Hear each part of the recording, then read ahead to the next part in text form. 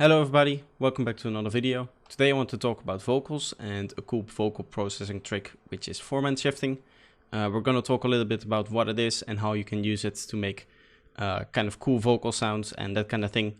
So without further ado, let's get right into it. Alright, so for the example here, what we have is a part of a track that I'm working on. It's almost finished and I hope to be releasing it fairly soon, let's say.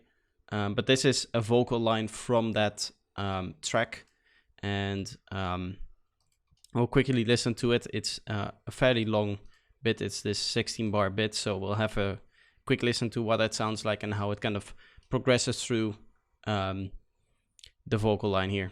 So let's take a listen. Deep in the jungle, deep in the jungle, in the jungle, deep in the jungle, in the jungle. Deep in the jungle, in the jungle, deep in the jungle, in the jungle, deep in the jungle, in the jungle, deep in the jungle, in the jungle, deep in the jungle, in the jungle. So that's what we have, and this whole sound started out as a sample like this one here. Deep in the jungle. So that's the exact same sample that I used. The very first thing I did was actually make sure that it shifted nicely, so we would warp it. So for example, this one would go here, and then we would have a little pause here, so this would go there. And then I believe this would go there, and that obviously we have to line it up with this. But that's not what we're going to talk about. We will mainly talk about the formant shifting that we're doing. So formant shifting is, let's quickly introduce formants before we go into formant shifting. Let's take a listen to this vocal and let's open up an EQ. Let's do that before. There, I'll quickly turn all of these off so you can see. And we can open it up and look at what's happening. Deep in the jungle, in the jungle. Deep in the jungle. So you can see this vocal line is a very complex tone, as in there's a lot of harmonics and a lot of pitch shifting happening. But generally all the harmonics have kind of like the same flow to it, right? So there's something down below here, and then we have another thing here, and then we have some high stuff up there.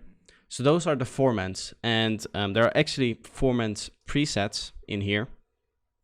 So if you go to the formant here, you can say vocal A. So this is what the spectrum would look like if you were saying an A, right? So you would have a lower part and you would have a higher part making that A sound. So those are formants. It's basically how your mouth moves and which, what kind of the spectrum looks like overall when you are trying to make a sound when you're talking. So shifting those, what that means is that you're going to take all those high points and low points in the formant and just turn them up or down. So to give an example of that, I've made the formants plug rack here, which I've made a long time ago. But if we go into the actual rack here, we can see there's this frequency area here, this one. And it's a little bit hard to see, but I think if I select this and then just go this way, I can, no. Okay, then I'll have to unmap this, unmap from frequency, and we'll get here. So now if I move this frequency, you can see it going up and down. So let's say this is a formant, this is the shape of the spectrum when you're making a certain tone. You can turn it up and down. You can move that shape around in the frequency or in the spectrum.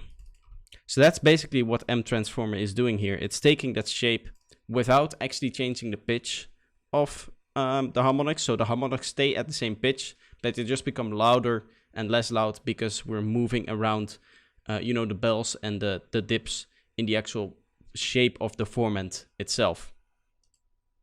So the way you set this up here, in M Transformer, there's this Formant Shift knob here.